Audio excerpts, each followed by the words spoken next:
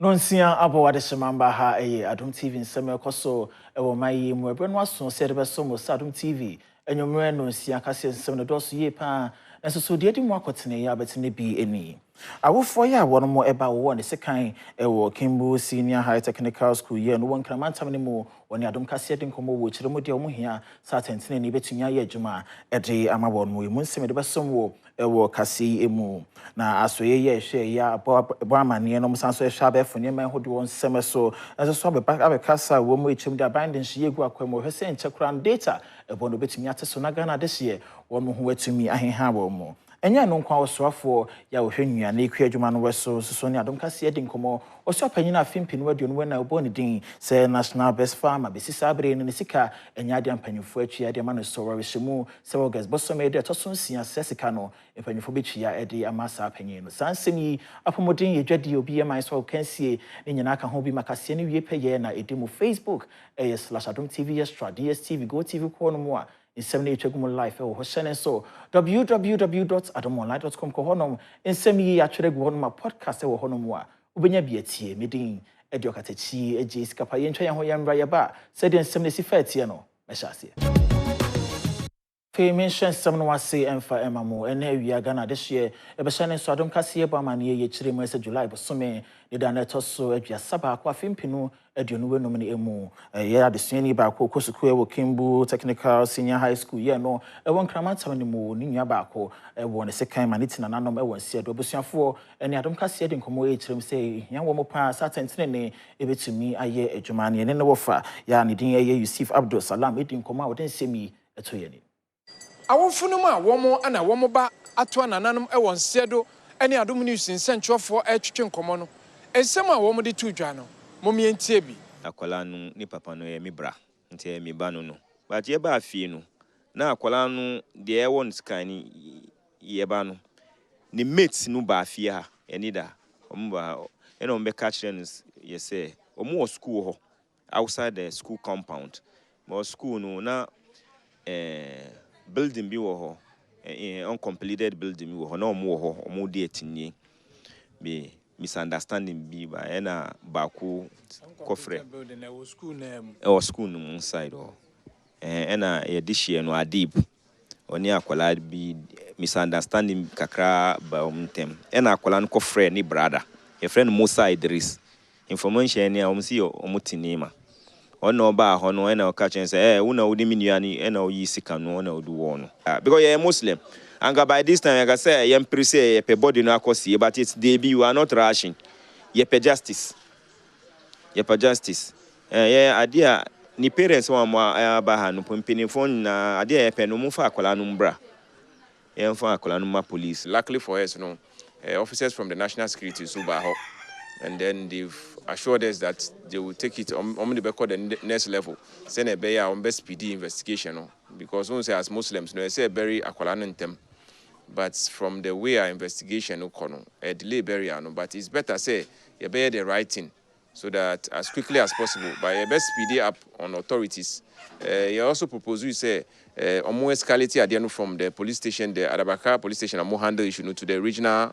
police command, because regional be more. I'm sure a best speedy investigation so that quickly only a bit to me anya some finality so that you bet me release the body no now here to me a berry akwalano.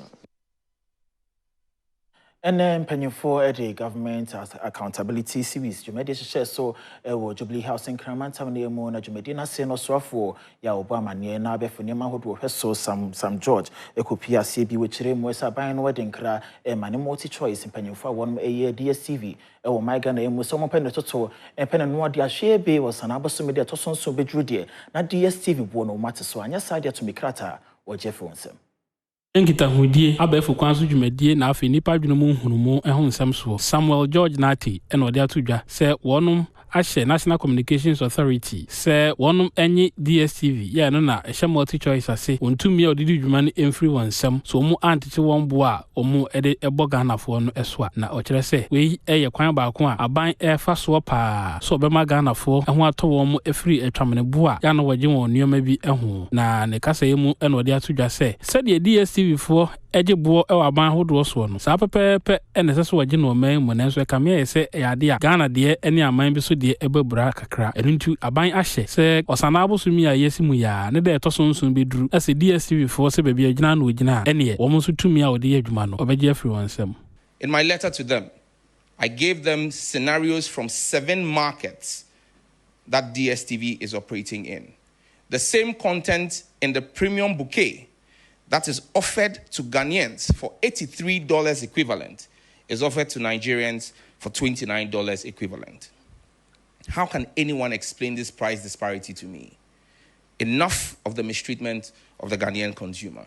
They either comply with the reduction, because in Nigeria, in the same time frame that they say the Ghanaian cedi has depreciated by 240%, the Nigerian naira has depreciated by 409%. If Nigerians are paying equivalent of $29, DStv must charge same here in Ghana, or we will suspend their broadcasting license. Wasan editor just say sɛ DStv for atwerɛ de abra ban akyerɛ die nti a ɛboɔ no wɔntumi nte so deɛ nanso wɔkyerɛ sɛ saa nyinaso a wɔnom ɛde di saa adwuma no ɛnya ade a ɛtɔ asom koraa. On the 21st of July this year, I received a 9-page letter from MultiChoice detailing why they were refusing to reduce their pricing. Their reasons included that the cedi had depreciated in the preceding 8 years by 240%. And they claimed that my request for a reduction on the basis of the appreciation of the cedi was unfounded because, in their words, the appreciation of the Ghanaian cedi over the last 6 months has been a fluke, which could Jumedian was saying what they to International Telecommunication Union winning say by September, but so many years in Shimubi was so many beyond 1 year and for data Ghana this year did Juma or my mu and Hoi Bim no Sabano as answer sweat and she guaco and check around what has a data and a bono or betting at a so the Magana this year. Yeah, woman aware communication, digital technology, innovations, and she share woman dear guacum a day behere a year survey Efa Ghana data hono. Jumedi course no also for our no da asoyena no Samona T George kasa ewo Jumedi na sin in same say to dwa. Kwame from Adom FM asked on data pricing and whether we want people asking for further reductions. I mean, it is fair that people would ask for more, but it must be driven by the fact and the science. And so I made a request to the International Telecoms Union, the IDT, to carry out an independent survey of Ghana and our data pricing and telecom pricing vis-a-vis macroeconomic indicators and the sub-region. We're expecting to get that report by end of September. And once we get that report, it will arm us with the right steps to take. Are we going to be asking for further reductions, or do we sit where we sit? Sene beya ye bundle, our man for edidi juma awodono, or the to just say. Bosumi miense bia no wo ebehwe se omo de nhihye begu akwam e de afa ho. And so we've started work, and last 2 weeks I brought the senior vice president of Google to the country, and we met with His Excellency the President, and the President John Dramani Mahama told him, James Manyinka, that the government is willing and ready to engage with Google, and that we wanted Equiano here before the end of 2026. Commitments have been made by Google's end, and we are hopeful that we will work with Google and expedite whatever actions to ensure that Equiano lands here in Ghana to improve capacity. My ento ayen sem no weso na ensheda inche bia na manebo ebeto dwa echire mu ese Paul Adom otri ya ono kane no ye board chairman Emma Ghana Airports Company Limited impanyefo ire ne peche ba san lawyer for eda de serekoto USP ni sa dama anka wonhwe no wontumi ema ne bi ono so asase no na ase USP ni pese obeti ase ne ya me no ka say de e ya ade a USP no wapene so.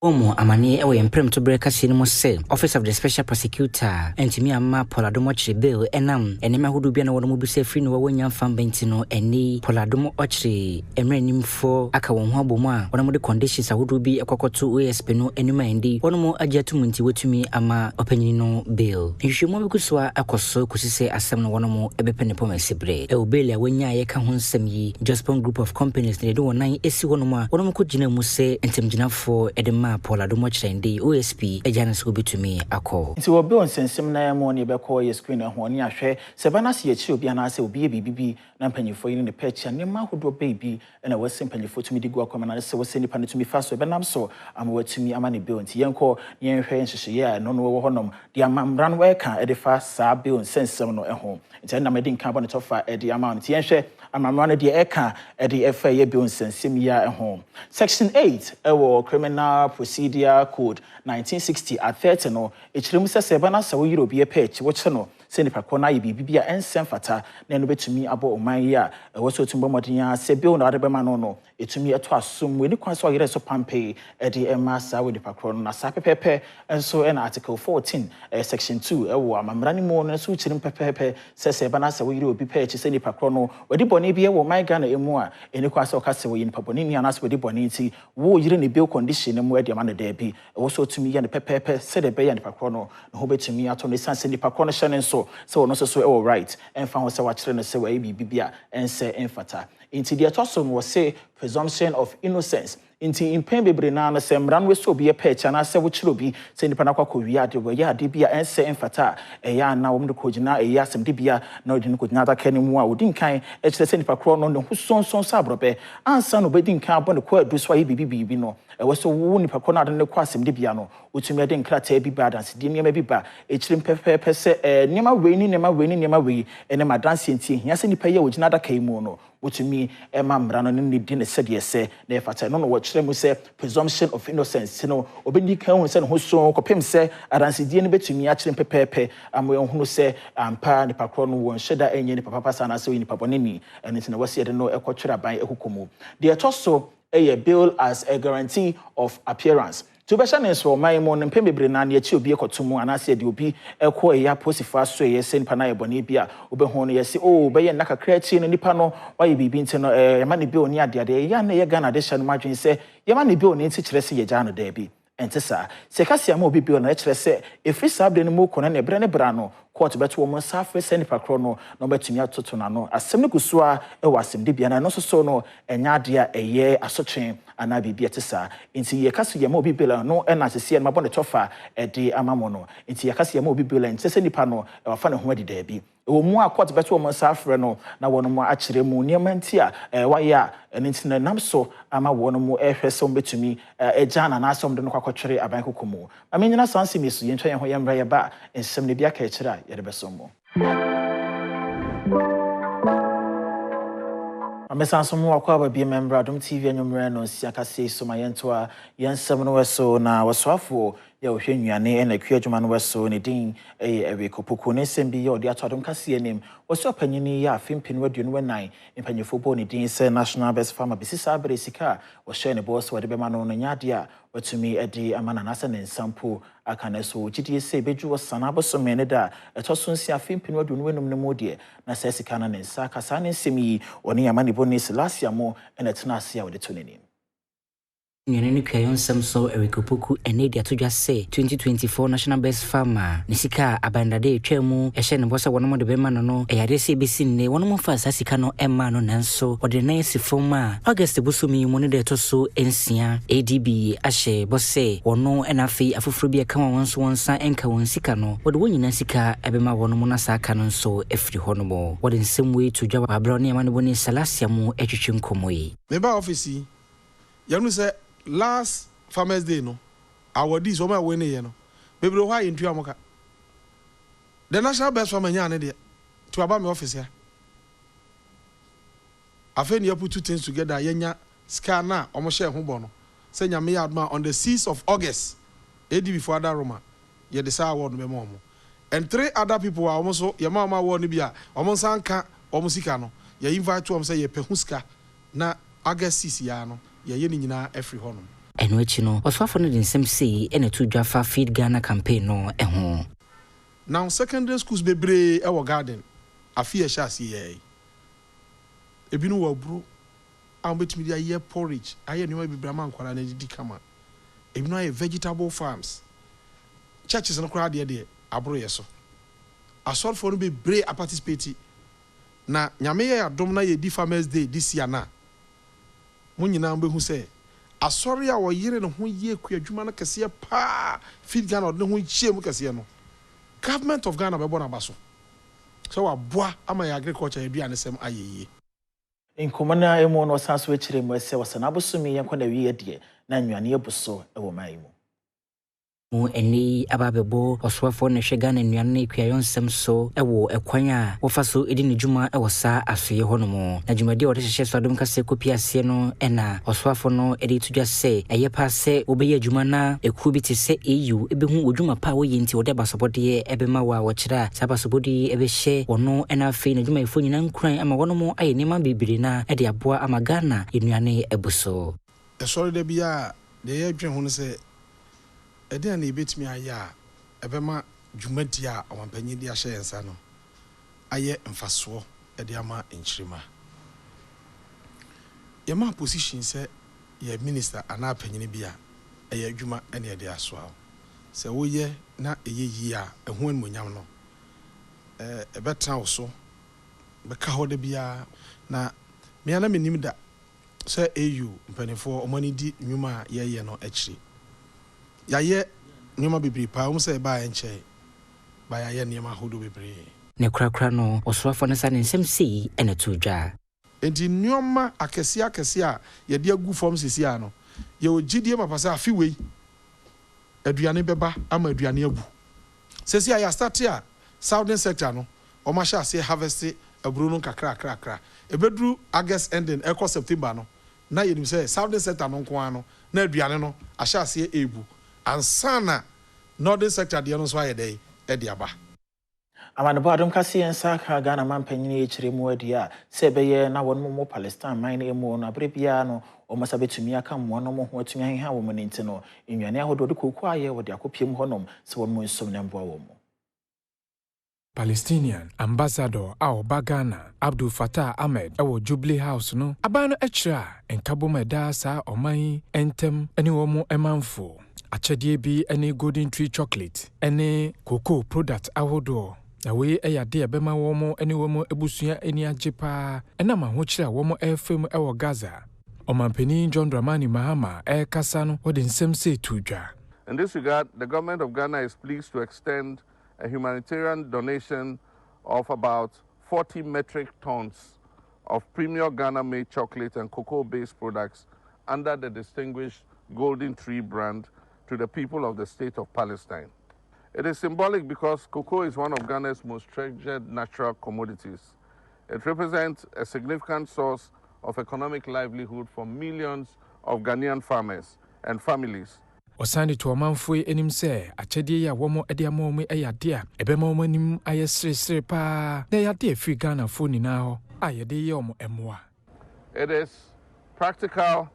because cocoa is a powerful superfood. It is rich in antioxidants and vitamins. It supports the immune system. It promotes cardiovascular health and enhances brain function and emotional well-being. It is also a natural energy booster and a vital source of essential minerals, particularly from iron and magnesium, which are crucial for women and children's health. Palestinian ambassador enso energy pa wachede a nensa kai no kira yade beboa eye nkwada ene ema pa. Ghana all the time stand by the side of justice and human rights and the international law. And Ghana was genocide, generous with the Palestinian people. I spent in Ghana 11 years now. I know the country very well. And all my friends, the Ghanaian people, know that my government, before 5 years, they asked me, if you like, he will remove you to another country. I told them, no, I want to continue here in Ghana because I like the country and I like the people. Ghana is a very peaceful country. My entire so na Design and Technology Institute. One of my doma film pinu you know enum a year projects and arts exhibition share some cramanta nemu nesewani and so catch the name be my we are said that will be an ebida or more ye in nebia or dining in eddy a richer one may copy honum was in a titra net that said you made in a sono a unleashing potential and talent. And Technology Institute and one aye media opportunity project and arts exhibition fair ya we na fibia esukufo ebekire enuoma won kasa tumi edwadwene ye na wonwene emane ye fefe ekire wonum a obadwumedie no ase nyina medie eboa ye pa memofrei ekire won bobre ewo nimdie eni hunumu a ekire Design Technology Institute na ni swade hunu eni din a wagye se ebeboa atete emofra ewo nsanodwumemu ewo man eni abibre mafa na nyina ama aboajewa akọ ena wono registrar wode suku ya no ena wo kyerɛkyerɛ suku na ni so ade hunu ene kwane a wo fa so ama ensanodwuma ho teteye afa no ntuma pe efra ewo man mu. And it's also showing say omufi ha enyoma ombetumi aye on their own. And yet just about courses no mobile so mobile be no so. Ye wo co-curricular activities eye enyoma omo ye after school. Any arts na omaye ne enti apart from the omesia wa ha no so we nso wo ho a se eba ne se omo pese omo ya eno so betumi aye ti se ejuma ombeye wo nchen a eno so ede skabebre omo ye pese ye sisa senia ye si hwe TVET education no na ye enye se ye wo Ghana hanko a ye pese ekọ Africa any bia Abakan Desmond ya oka won mo beje ntitiye hu bi enso ne Adom kase etwetwe nkoma wa kire nneoma a watumi asua e wo sa adwumade mu nyama pi wo hono ma yesua wo school mu and to begin with no a school hananye classroom nyama nkwan yesua yo bibia brofo ye kan no soft skills ne hard skills and we na kan ne ye den yesua wo school mu ha until going on to the work field no met me ade mensano aye ejuma ebeboa me ne me future going on nti enye afianse me wi school a me ko did me certificate and offices Oba hema ye wo achembo adua ye no wo den chambo mensin epu ye mantam ne mu eye oba panyi akua bosompema kyera ode adesere atukromafo nyina enim se ye by election ya ntebe koso Akwatia no momodin a na asomdwen fa netuma pa emfra wase Futua medebe Akwatia man se ye pomochaw omo nim se asemi esiye ya rehosem anesi eti se ne ye pobi esinanan a yesre Akwatia man nyina se saba na ye ba beto no ye mpentokwa omo mane nye ntokwa kura sanse de da ye nimu no ye kura ne kura biempo ye nsie no ane ye san beto foforo enti empese basa bi kura beba Akwatia man te esra Akwatia man nyina se NDCO MP pro ye nyina ne ye MP awu ane ye pe obi asi nanan enti ye nyina ye nya botre na yemfa ento aban basa de yempe Akwatia man nu yesra wam abatwa ya adwenkyere enye ntokwa nti yesra wam obi akoto na abawi a onko ni fie boko ana se onko ni fie ya kakra na yebobo a no wabegina no wahwe bi we enye ntokwa aban befa more security beba na obo se bi de be ni nya be kwa asonje na obo se security person na odo ba na onko beze on one party so omo na okobua wo aso obaba omu nyina na bibia kwa asonje emomo de Akwatia ba so na ayeto Akwatia ekuro bi aya na abato no mode emayen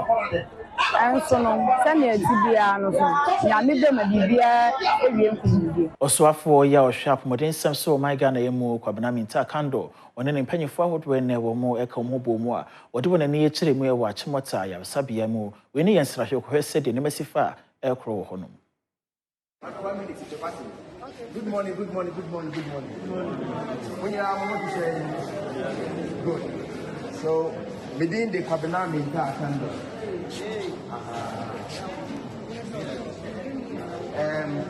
Mena we say August.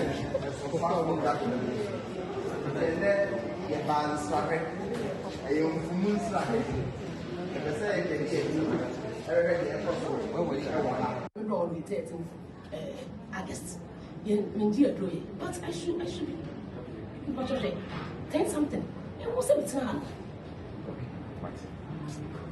You know, make us you know, make us a finance team.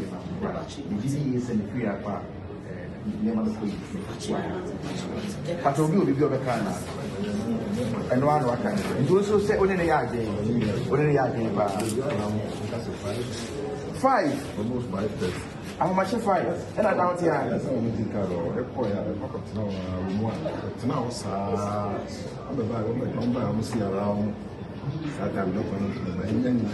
from 7 and from Canada. That doctor not in your mouth. And then, put him consulting room. Maybe I do call you room 1. But if I call the couch of room 7. But maybe I know some doctor about not a doctor about room 1. No, but I can do room 1 doctor.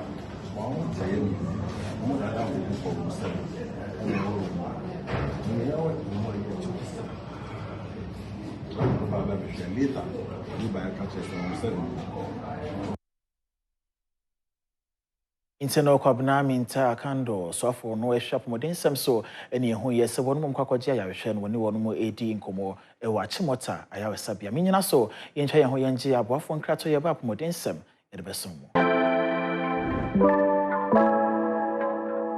Amasanso mo akwa bia member Adom TV anwumre no siakase so de yedro no eye apomodin sem yenhwe de koso ewo apomodin kase na emo senior lecturer yodi ne juma ewo Department of Nutrition and Food Science wo University of Ghana ne din Dr. Agata wo hemene sem odi atojo se bana sopemfo ekwo wo se panifo tumi modin ya na adwuma wo mu no eye ne leave no wo mutumi ebie mu wo mudumi ere bi ka ho de masa pemfo no nyina ne boa manufuso no tumi de mabofra ne chepa ni nyina no ehwe sabofra na pomoden sem no so ebegina abrane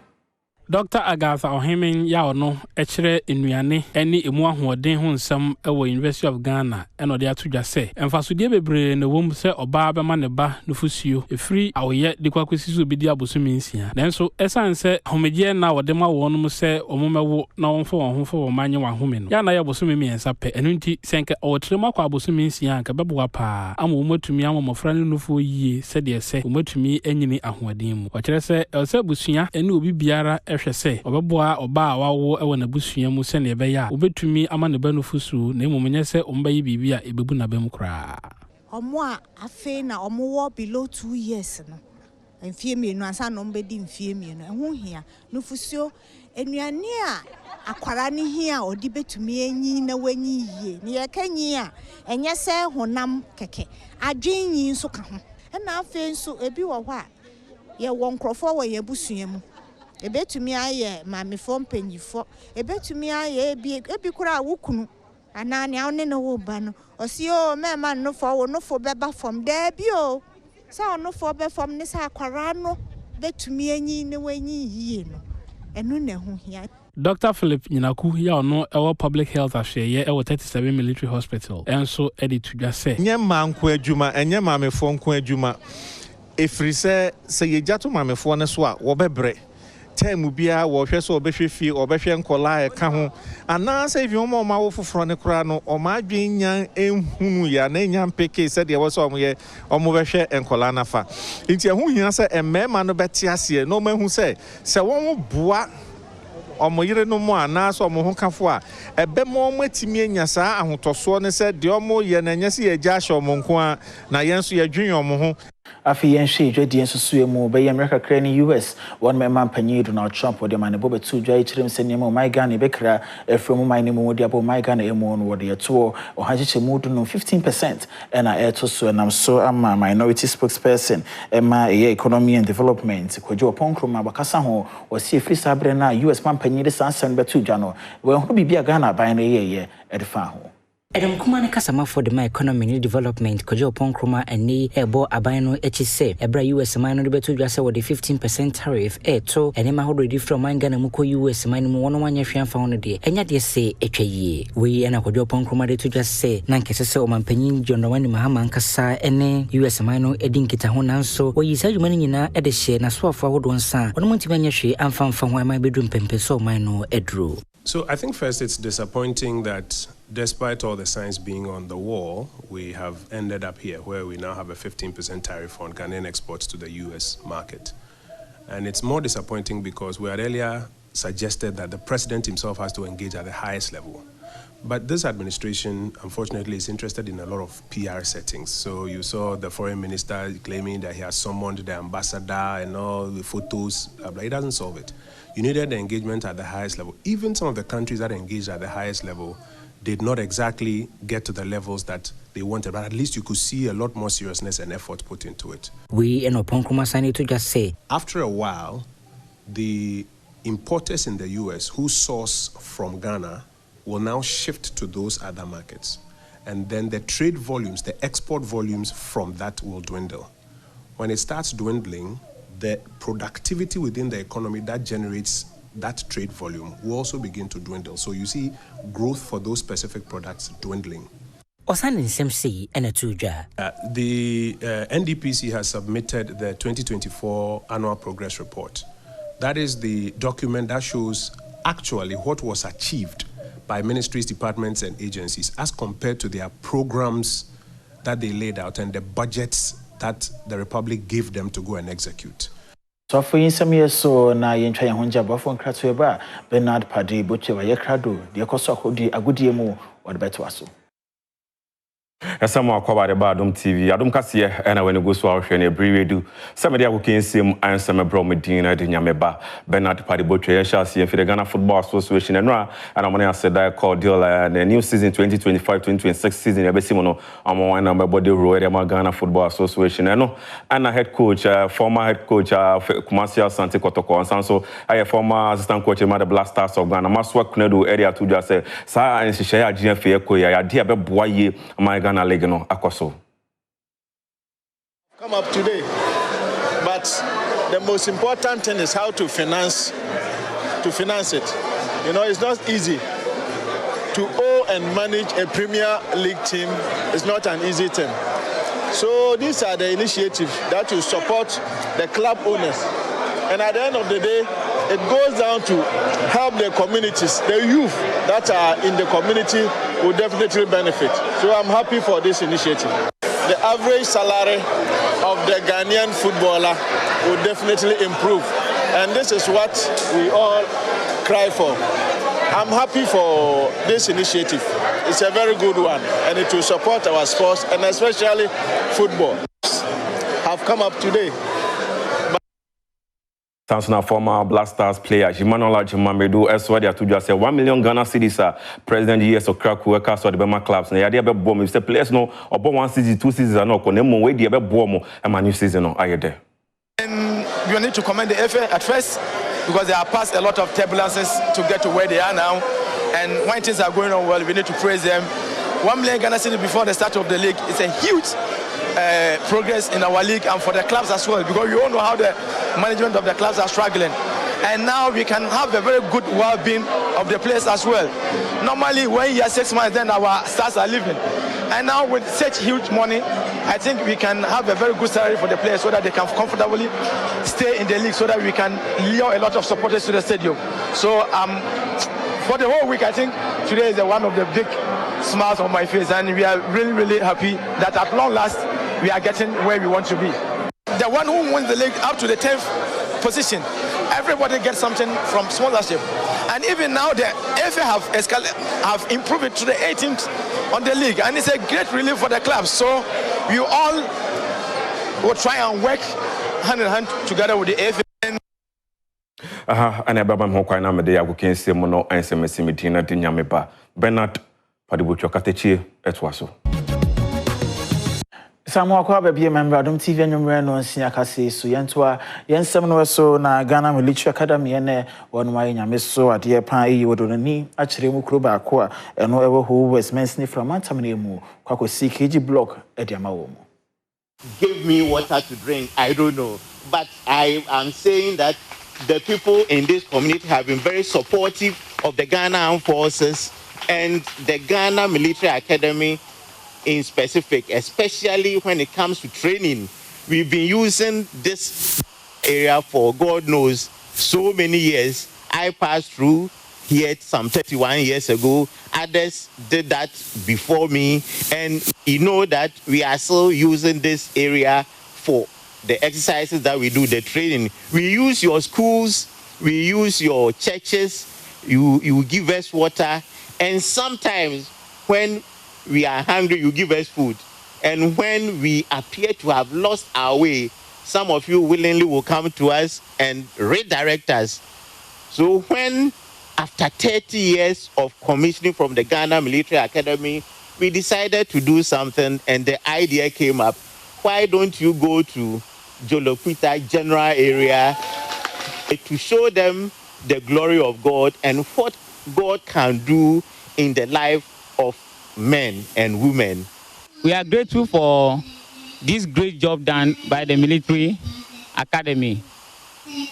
First of all, our KG was in a deplorable form, and then we were suffering in the room. During the daytime, instructional hours, you can't be in the classroom. The room is very hot for both the learners and then the teachers. But through the intervention of the Military Academy, now we have a refurbished KG with chairs, and then the roof will be re-roofed. So in all, this will improve the teaching and learning in the school.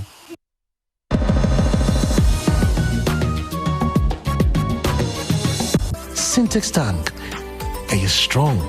Are you tough? But also sites in the Wi-Fi. I didn't know. You better do what says, yeah. Afi yenhwe ne gidie kase na Obapa Christy wono ye dwuntuni gospel na wato ewo my Ghana emu enche bia ode ne ho album abanti obetumi akọ YouTube na akọhwe ne dwuma ode abane bisa akọde we feature no so ni ade no da obepie mu Hits FM ne nsem bi ode tudwa oso no pa de school anya ade obeseto ne nan edesi wono menne anase wo kira na emom no obetumi apa obi amen pa kono abafie na de woso osua bia na wo kire ne bia no dipa no akire no on said the tiene se e kase broni nto wonyomo a said the struggle no sa na won so etie ba on say no school ni ye ndrechiri so ara say ntia na ye live e de film na e bowra adoma ahemwa na nim ti no e ya na nhada nye den sa e betimi aye just anye ye kasa nti no we just now school no, do you have plans of going back to school? Yeah, school need a minkum rescue some coach remedian come crofo but meet me a phobia of a chairman day. Okay. Yeah. That's also a good plan. Yeah. But other offers will go back to school. Oh man, very soon him say we knew about it. But why? And I only had that the class. About an I just say she's quite anyway. Oh Debbie. You know. Hey, oh, what the photo silence my baby. Maybe I talk around. That is some great. But idea who's trying school at another version. Oh, school at any day. Me by just say unsa say baby is the same as a manika cry. Right. I say best mammy penny as well. So no. Go possible best room. Fine. Best room. Na so best room movie. Okay. But I mean, na sansemi so na kasia ede som don hwere na mefa ne nyina no ensi mobofo adwumayefo nyame enhyira mo pipa de ase bo modin a pep student hwebi e kyera kwan so to sa hodo bowura mu na ka kyerɛ mo se wo pep student ede choose na nwumre bo kyena ade kyi abo modin a so betumi ede choose me din ede okatachi eji sikapa makramo